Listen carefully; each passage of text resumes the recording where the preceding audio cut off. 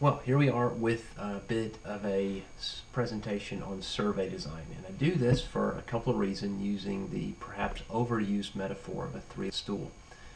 One of the chief reasons we're doing this, that I put it in here, is one of the objectives for the course is to get a good understanding of the differences between qualitative and quantitative. And over the years, I think we could do a better job of this, and so I'm putting this in as kind of an attempt to really get at this. Surveys are a great way to kind of really push the limits of each of these. Surveys are incredibly useful.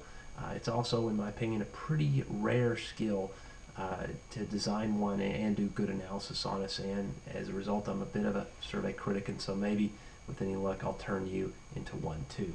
So using that metaphor of the three-legged stool, we'll go ahead and talk a little bit about numbers, just a little bit more. Numbers really are at the heart of the idea of quantitative stuff. When we think of just the word quantitative, we think of numbers, but not all numbers are created equally. And it's important to really distinguish between these. And these are the four categories of numbers, and you may have heard of other labels for them, such as cardinal for one of them or something like that, but these work and we're defining them nicely here. So the idea of a nominal number is sort of a discrete category. Like if you were doing a survey and 1 is single, 2 is married, 3 is divorced, 4 is separated, you really can't do mathematical operations on that at all.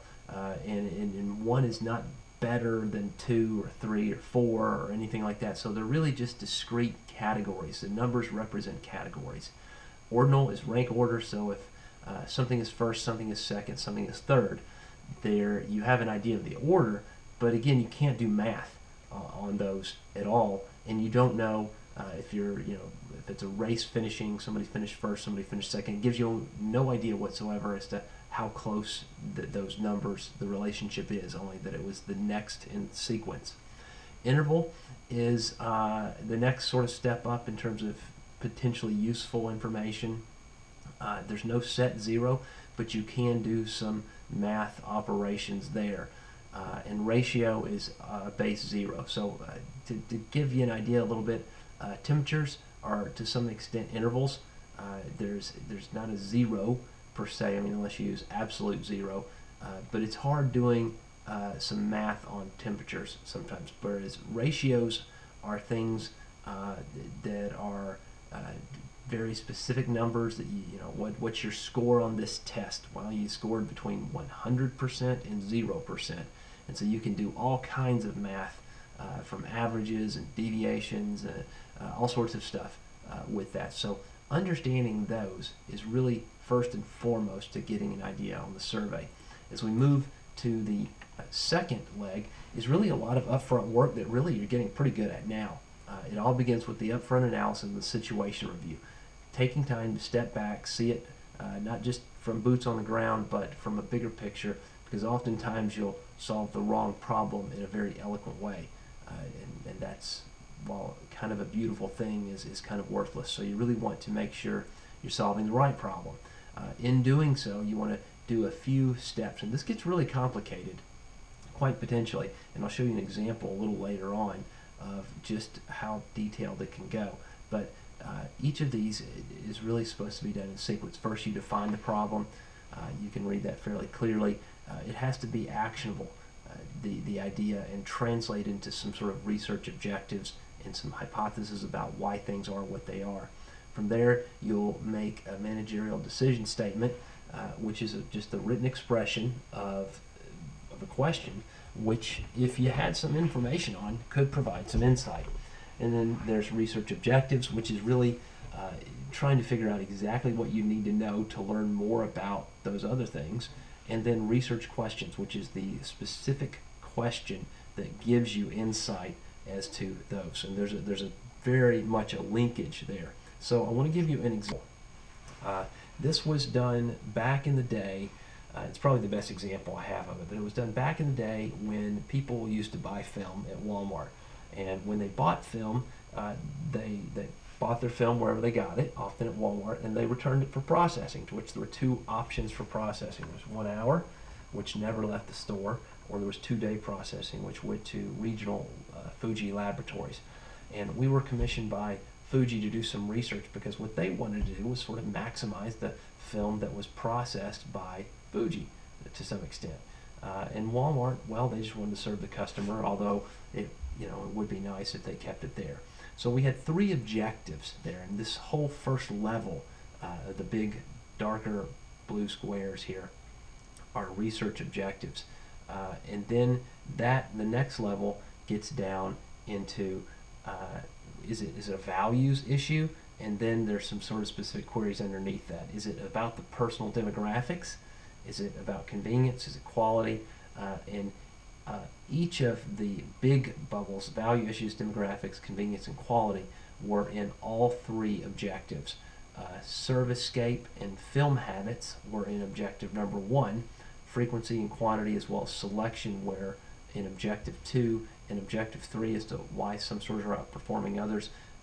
That was all of the value issues, demographics, convenience, quality, and competition and price were items looked at. And then down below you get an idea of some of the very specific queries that we looked at. And in this, we would gender, male, female, age. Age was a number that was hard-coded. Income was given in ranges. Marital status was those discrete nominal categories. So you can see how this kind of worked out. And we've got some examples of some completed surveys there at the that I've attached to this. But for now, this gives you, hopefully, it doesn't give you everything, but it's an idea of the appreciation for some of the work that goes into a survey, to really think about what information am I going to get out of this, how's the customer going to respond, what do I need to do. And we had surveys that were given to customers, we had surveys that we performed on the store, we had surveys that went to the associates that worked in the store. So there were 3 or 4 different surveys and a competitive scan that went with this to give us ideas to help us understand and answer the questions that were part of each of these objectives. So the third leg of this 3-legged stool of survey design really comes into that psychology piece, which is, do people read and respond to surveys, and how do they do that? Not everybody reads surveys wonderfully. At one point I did a survey in Spanish, but I learned later that most of the group that I was trying to survey, not only were they illiterate in English, they were also illiterate in Spanish as well, despite that being their native tongue. So a written survey was not obviously the right way to do it. Maybe an oral survey or something else, but then there's all kinds of other bias that can be present as well. So you really have to think about that. You have to think about who you're going to survey, how much money do you want to spend, the validity, all these pieces go into it. So as we kind of get near the end, I want to give you a couple of examples. Don't think you're going to be able to see too well from this, but one of the best surveys I've probably put together that was fairly concise, and you'll notice it's exactly 2 pages, is this for a Cub Scout group. We were trying to do a little bit better job with a local Cub Scout group of understanding how we could serve boys and their families a little better. Now, as you read the things, you'll see the first one is my son has fun, and there's a scale, a Likert scale, capital L-I-K-E-R-T, ranging from 1 to 5 there. But if you can read that, you can see some different types of queries that are in there. Because some people, when they answer a survey, they just go, oh, what do they want? All 5s. So we put some queries in there that were to help us discriminate a little bit with, are they taking time to look at these? And if you look at this, you can understand that. We also broke it down into the functional group of a den, which is a small group of boys, kind of like a class, versus the pack, which is sort of like a school. So just because you have a great class in school doesn't mean you like your school, and just because you have a great school doesn't mean you like your class. Was kind of the analogy there. And then we also broke some categories down into few, some, many, most, and all in terms of the level of participation in section C. And then on the back side, we had some write-in type things. And you notice the first question there says, name one or two things that you think we do very well as a pack. And that was very specific, because if you just ask for the best thing, often that will elicit a very predictable response. But if you have the top one or two, you can solicit a little bit broader thing, a broader view. And so it's hard to code that, but yet it does take some time to go through manually and do. And that is a very qualitative response, but by manually doing some analysis on it, you can break it down into categories. And people think, well, there's two or three. Everybody said that we could improve in terms of more convenient meeting times, or everybody said we could improve on the quality of the leaders or the quality of the activity. So you can kind of break it down into some discrete categories there. And you can see that kind of method involved. Then we also, as you can see in section J at the bottom, did a little bit of demographic information with male, female, your age by category, how many children, which is a discrete number that you can do all kinds of math with there, although it's always going to be an integer, marital status, and then some nominal data in terms of what group is your son in. So we were pretty proud of that, and we got some good data and good information back from that. And I'll attach the actual survey. And if you'll look through it, you'll see some of these items and how we do that. You'll also understand on the next a little bit more about how we code information and stuff like that. So you have a survey in front of you that is sort of a course instructor survey. An example that I've done in a live class before, and you can see that if you just go and do strongly agree for all of them, well, that's you can easily pick that out, because some of the questions that are on there are, if the person that was the instructor was a great instructor, there would be a couple of negative scoring numbers on there. So if, like for example, if this is one of the worst instructors that I've ever had on line Q, and they put 5, but yet everything else says the instructor does good work, he gives great feedback, the objectives are achieved and all that, and yet they're one of the worst, you know that they simply didn't pay attention, and that survey gets pulled out.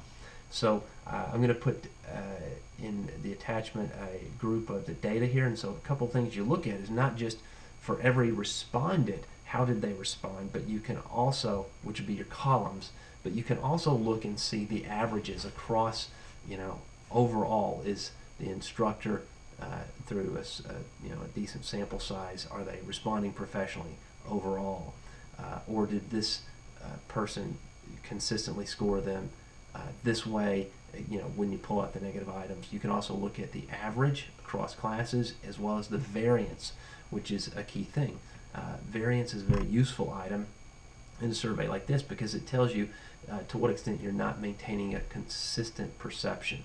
So a lot goes into surveys, and even though it's really qualitative information that you're getting out of it, you're quantifying it so that you can really do some comparison and gain some insight and analysis. And so it really blurs the line a little bit, but it's an important distinction, and hopefully this will go a long way towards really getting a little bit more robust learning behind that one objective that really comes as a total sum of the course.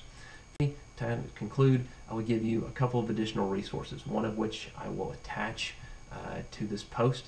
SurveyMonkey does some pretty great work, and they have a smart survey guide that is really full of good information, a lot of which we've gone over, but it's in a bit more detail, and it's a nice, handy, pretty well slickly produced PDF as well. And then there's a fellow by the name of William Zickman who writes absolutely outstanding textbooks on marketing research and survey design. And if you're particularly interested in more of the problem statement, the problem definitions, research objectives, and that sort of aspect of it, I would really point you to him. So hopefully this has done a little bit better, cleared up the qualitative, quantitative aspect a little bit, and given you a little bit more appreciation for good surveys, and perhaps made you even a bit of a survey critic like myself. I encourage you to make any posts that you like on this discussion forum, kind of a bonus forum as we get ready for our test and finish up some papers. But if you have any questions, put them in the forum, or feel free to call me if you like. Thanks so much.